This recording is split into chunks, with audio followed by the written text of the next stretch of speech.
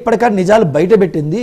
CBI రిపోర్ట్ని మేము స్వాగతిస్తున్నాం, మేము వాళ్ళ సిబిఐ ఆఫీసర్కి సన్మానం చేస్తున్నాం. మళ్ళీ ఇప్పుడు ఎందుకు నారా చంద్రబాబు గారు మళ్ళీ కమిటీలు వేస్తున్నారు ఏంటి, అసలు ఏ క్యాబినెట్లు ఇది ఎందుకు చర్చిస్తున్నారని చెప్పి చెప్పడం జరిగింది. సోదరుల రిపోర్టు మీరు బాగా చదివితే అన్ని పేజీలు ఉన్న రిపోర్టు, అంటే సాక్షిలో చెప్పిన అనాలిసిస్ కానీ సాక్షిలో చెప్పిన కానీ మీరు ఫాలో కాకూడదండి. మీరు రిపోర్ట్ తెప్పించుకొని మీరు ఒకసారి చదివితే అందులో కొన్ని నిజ నిజాలు బయటపడతాయి. ఇప్పుడే రాజుగారికి కొన్ని నిజ నిజాలు చెప్పడం జరిపింది. మా తమ్ముడు సోదరు తెలుగుదేశం పార్టీ సోదరులు కూడా కొన్ని నిజ నిజాలు చెప్పింది. చెప్తా కూడా సిబిఐ రిపోర్ట్లో కూడా ఏం చెప్పింది అంటే కొన్ని ఏదైతే గవర్నమెంట్కి కొన్ని రికమెండేషన్ చేసింది. ఆ రికమెండేషన్ను క్యాబినెట్లో పెట్టి డెఫినెట్గా చర్చిస్తారు.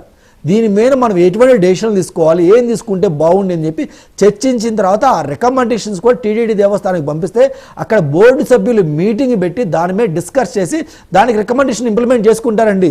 ఎలా పడితే అలా తాడేపల్లి ప్యాలెస్లోనో లేదా లెక్కర్ కోసం విజయసాయిరెడ్డి ఇంట్లోనో పాలసీ చేసినట్టు చేయరు. దీనికి ఒక విధి ఉంటుంది, విధి విధానం ఉంటుంది, దాన్ని బట్టి ఫాలో కావాలి. ఇంకపోతే సార్ ఇలా చెప్తున్నారు బోర్డు మీటింగ్ ఆ రోజు ఎవరిని పిలిచారంటే అడావుడిగా ఒక బోర్డు సభ్యుని పిలిచి దాంతోపాటు స్పెషల్ ఇన్వైటీగా అక్కడ ఉన్న లోకల్ ఎమ్మెల్యేని పిలిచి చేతులు ఒప్పుకొని పక్కనేశారు సార్. ఈ రిపోర్ట్లు యాక్సెప్ట్ చేయడానికి ఏం చేయాలి ఏంటని చెప్పి అది వైసీపీ ప్రభుత్వం ఉన్నప్పుడు చేసింది. సరే ఇప్పుడు రిపోర్ట్కి వద్దాం.